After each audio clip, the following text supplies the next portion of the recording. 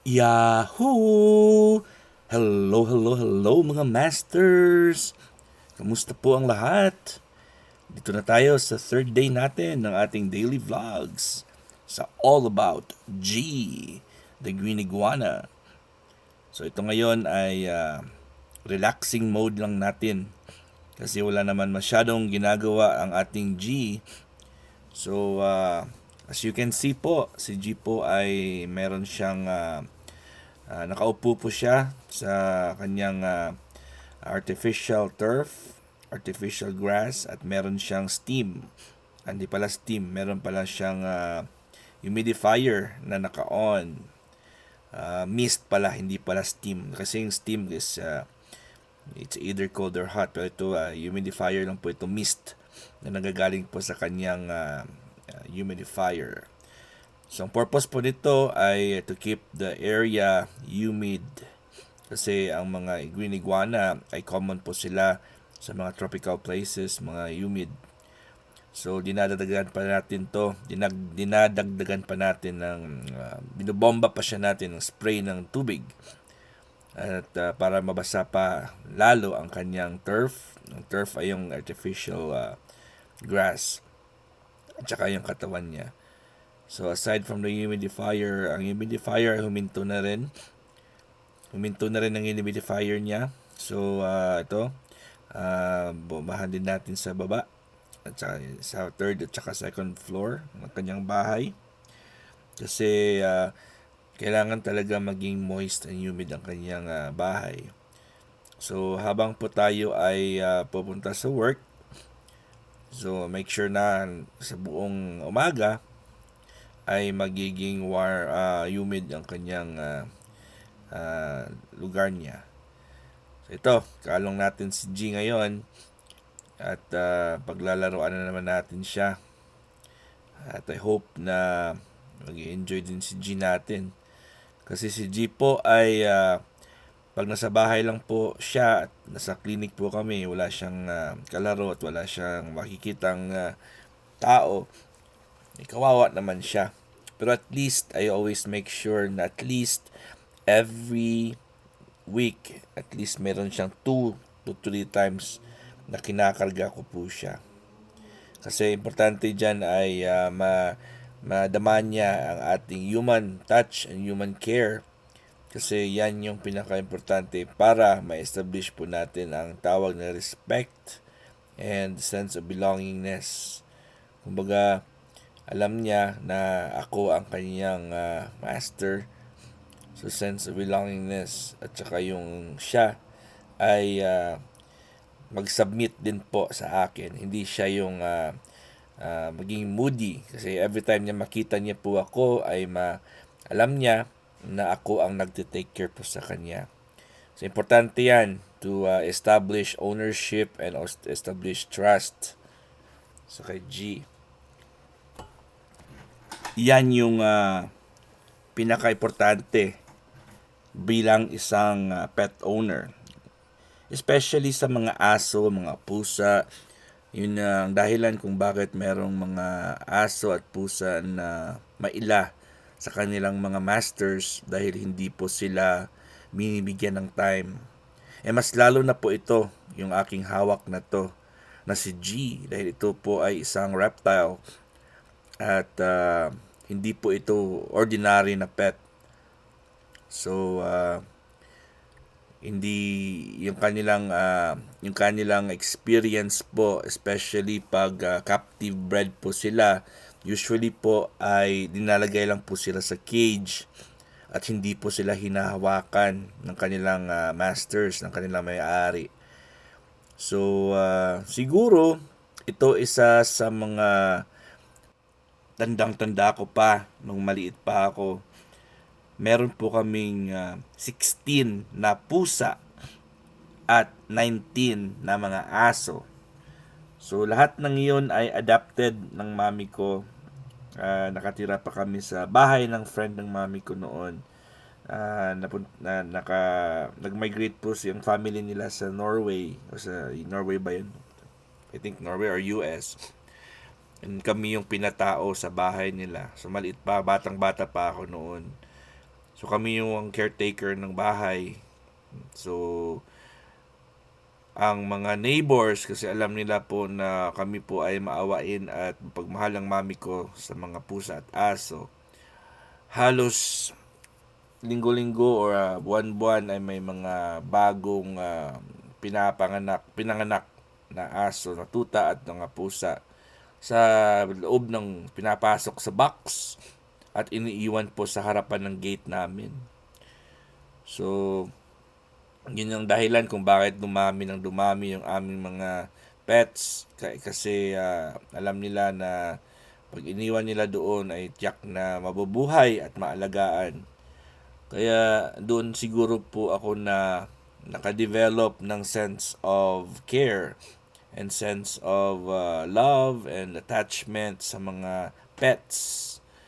At ang dami yun, naalala ko na dinulutuan talaga at bumibili talaga si mami ko ng mga lulutuin. Separate yung pagkain nila sa pagkain po namin. So, meron talaga silang sariling pagkain. Inuluto talaga at piniprepare talaga ng mami ko noon.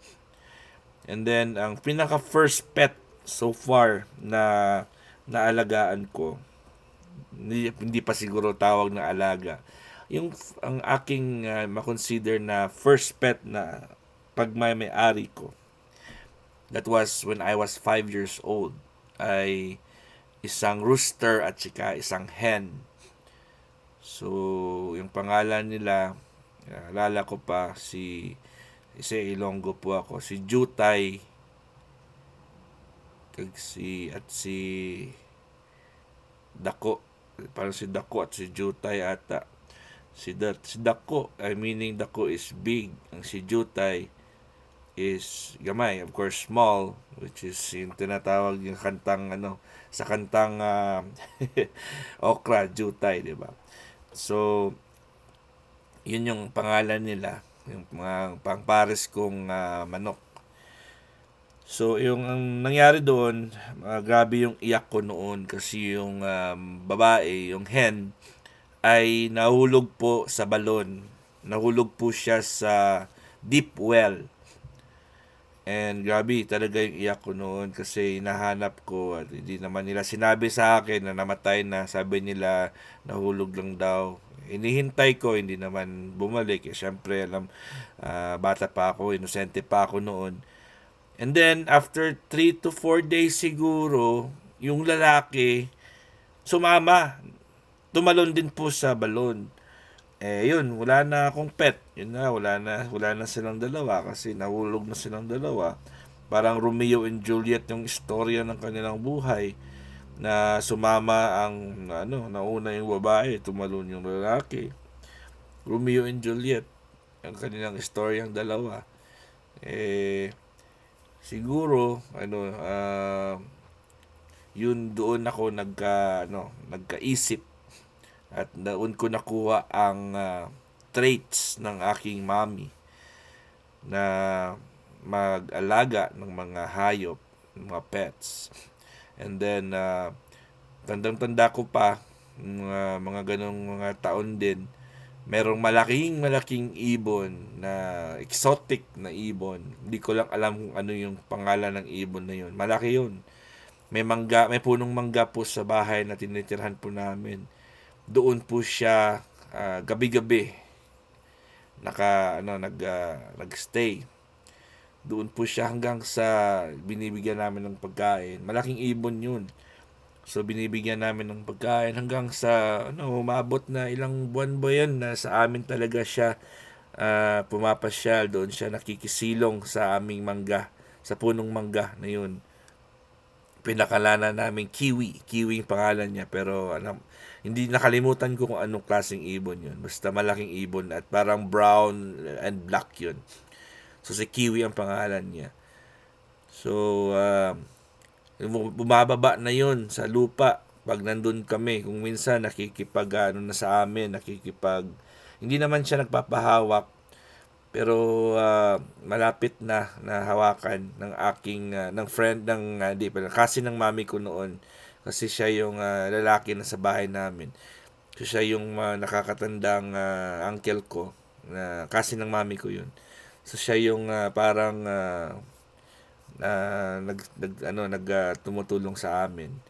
So kung minsan ay inaakyat niya sa puno ng mangga at hinahawakan at may mga time din nakita ko siya na nahawa na ano niya talaga. Nakuha niya talaga yung ibon. Kung minsan ay pinapahawak niya sa akin. Pero one time, hindi na siya bumalik. Kaya wala na, hindi na namin alam kung saan siya napunta o baka napatay o baka na punta sa ibang bahay o baka na target, na Indian target ng ibang tao. Kasi alam mo naman sa Pilipinas, pag nakikita ng mga ganyan ay gagawing ulam yan. Kahit di nila alam o kung minsan may mga ahas o may mga mga na na kain ng ibang iba ng mga pusa. Minsan yung mga 'di ba? Alam naman natin 'yan kasi survival yung mga ganyang mga nature. So, ayun, nung lumipat na po kami ng bahay, ayun, may sarili na rin akong nung lumaki na po ako, doon na po ako magkaroon po ako ng mga sarili kong mga pets. Marami po akong pets. Nagbi-breed po ako ng mga koi, ng mga cichlids, ng mga isda, ng mga sword. Nagbi-breed po ako ng mga ganyang isda, fighting fish sa bahay namin. So binebenta ko rin 'yun. Nagbi-breed ako, pag dumami yan, binebenta ko rin. And then meron din ako mga tuko, captured na tuko, bigay ng uncle ko.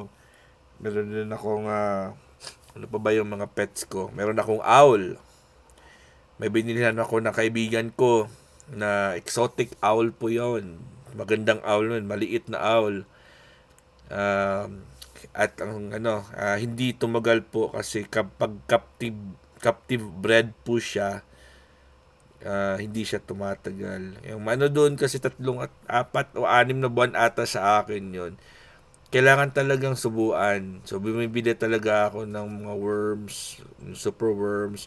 Minsan, kumakalkal kami ng earthworms para lang i-hand feed po sa kanya.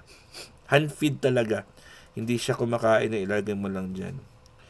And then, yun, hindi siya tumagal kasi yun pala, pag captive bred siya, hindi siya tumatagal. Kailangan talaga na sa puno siya at meron siyang mga iba't ibang mga kasama. At saka ano pa ba, meron akong flying lizards, yung mga butiki na may pakpak. Hindi ko lang alam yung pangalan yan. And then meron akong mga eel, mga water eel, meron akong manok, meron din akong mga rooster at hen. At ano pa yung mga iba't iba marami akong pets na naging pet. Kaya ayun, hanggang dito. Siyempre dito ako po sa US, hindi tayo pwedeng mag-alaga ng marami kasi nagta-travel tayo parati. Meron ako, mga pagong pala. Nagbi-breed din ako ng mga, yung sa Pilipinas, yung usual na pagong. Ngayon, nandun pa yun ngayon sa aking asawa at saka sa anak ko. Marami, siguro 6 pa yun. Yung native na pagong at saka isang green turtle, yung red ear slider. So dito po sa US, nagkaroon din ako ng 3 red ear slider pero namatay. Kasi nung umuwi ako ng Pilipinas, nasa loob ng aquarium yun, dinala ni daddy ko sa bahay niya. Doon na iba yung bahay ni daddy ko sa bahay ko noon So, dinala niya sa bahay niya kasi nasa Pilipinas ako. Dapat sa aquarium yun kasi tubig yun Nilagay niya sa garden at saka yun, nagukay yung dalawang turtle. Nagukay sila hanggang nabaon and then ayun, di na lumabas. Kasi yun semi-water, semi-land. So yun, hindi na nakalabas, namatay kasi walang tubig. Kasi dito sa El Paso dry. And then meron din akong ibon dito na napulot, na nabuhay, na alagaan ko at nabuhay. Ayun, so kwento-kwento lang po tayo at maraming salamat po sa inyong love and support. God is great. Yahoo!